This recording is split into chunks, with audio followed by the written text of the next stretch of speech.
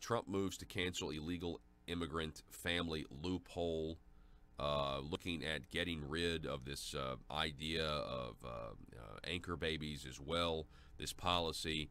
We do have Stephen Miller from the White House, who's now saying the president is exploring every legal option to end this policy.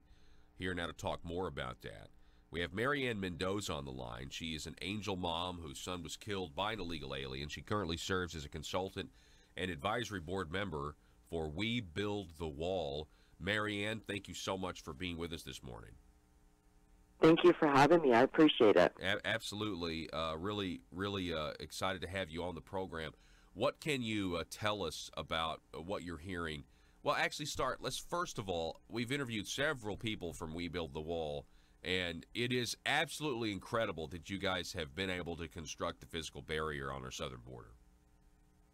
Oh, it's amazing, and to see it in person and to see the location and what Fisher Industries was able to do in 10 days is just it's amazing, and it's beautiful, and it's the will and the power of the American people showing our politicians that we can do what they refuse to do. For those of you who don't know, we Build the Wall is a GoFundMe effort, so people can still donate. You guys are still raising money, right? Yes, we have several projects still that we're negotiating and looking at. And, you know, what we concentrate is gaps in the wall. For whatever reason, where the government wall stops at a mile, 2 miles away, or 5 miles away, it starts up again. It's like that in so many spots along the southern border. It's just not a solid fence. And over 300 miles in southern Arizona along our border is barbed wire or Normandy fencing. So Arizona's wide open, as is Texas with the Rio Grande.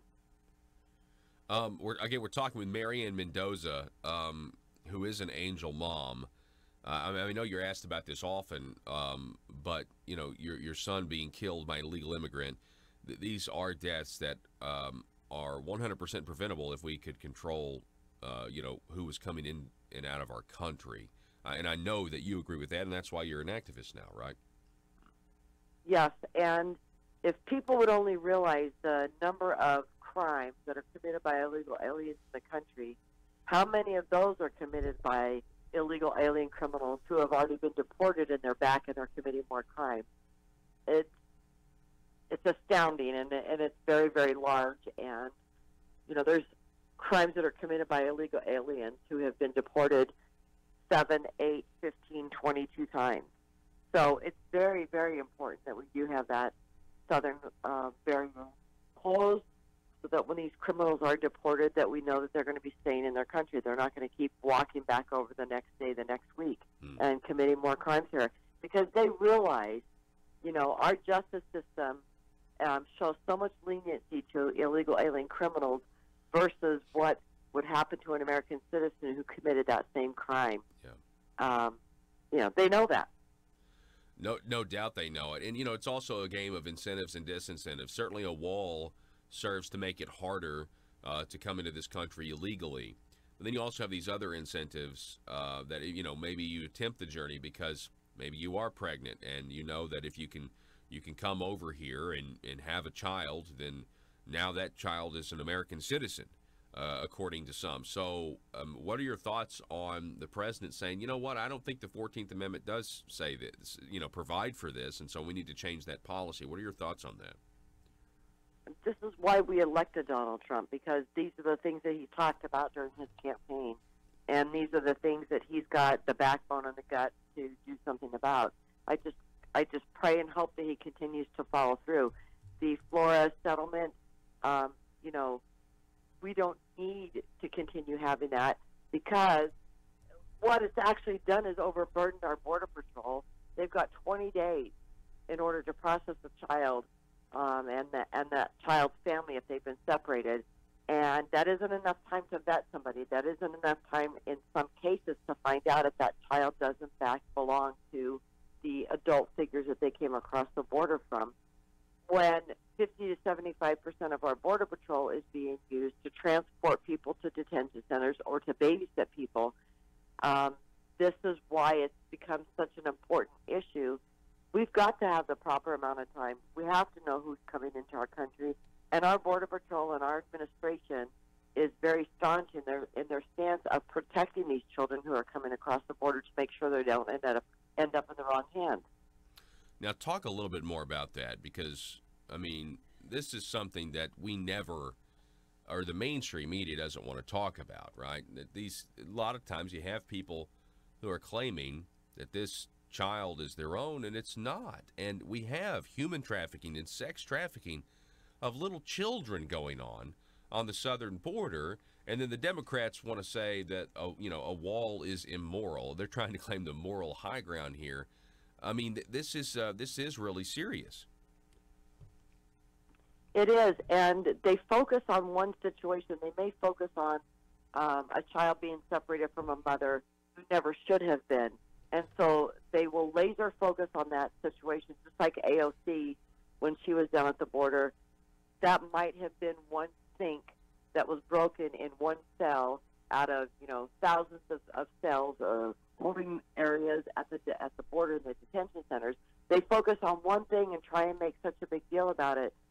But when the cases are brought up to them, what about these children who are being sex trafficked? And what about the child who was bought for $80 and was brought across the border with a man and sent right back and sold again and brought back over the border because they know that's their free ticket to being released into the United States quicker to await their asylum hearing?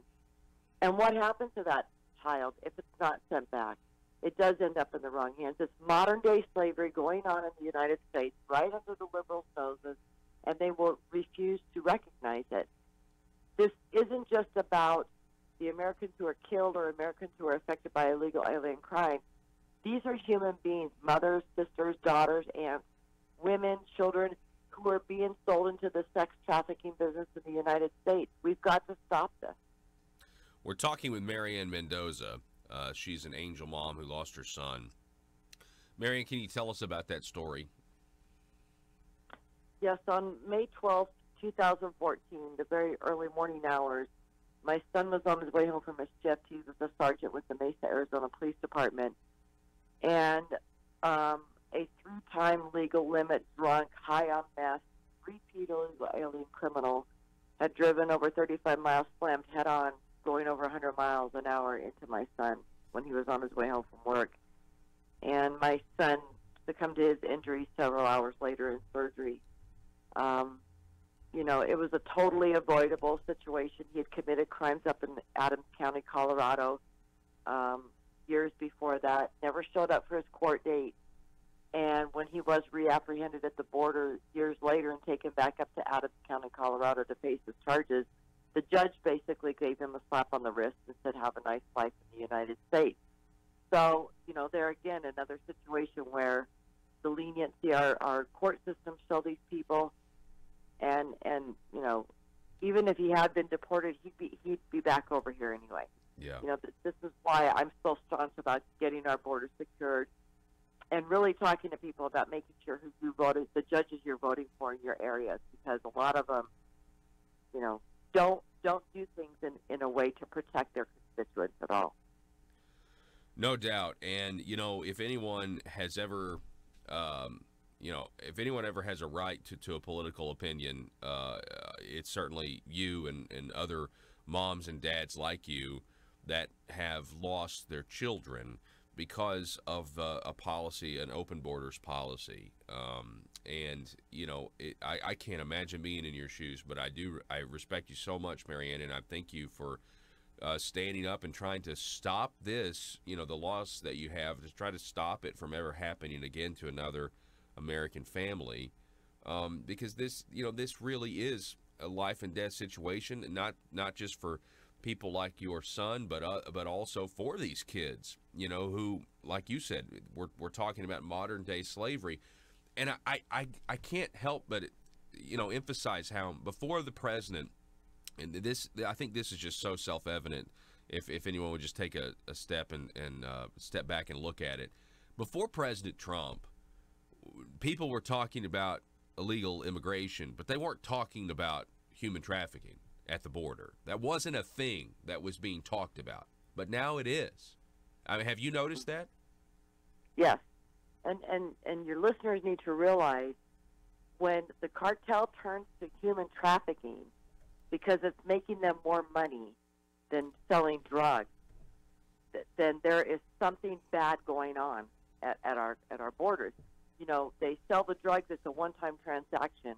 However, if they're smuggling people over the border, and it is happening to men too, the cost, they get to the United States, and they have to continue making these payments to the cartel. They're working for years and years and years paying this debt off to the cartel.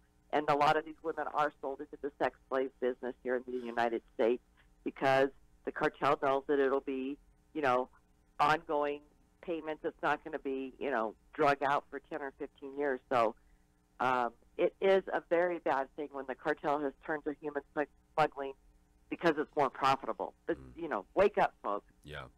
Yeah, and you know, Mark Levin on his Fox News show a couple of weeks ago did a whole thing on human trafficking and how the United States is number one for the youngest average human trafficked girl of 12 years old. And you know, and by reports, you know, we're talking about at least $150 billion a year industry. I mean, this is a money-making scheme, and it's got to stop. And you know, hopefully, the president will be successful. You folks at We Build the Wall will be successful as well.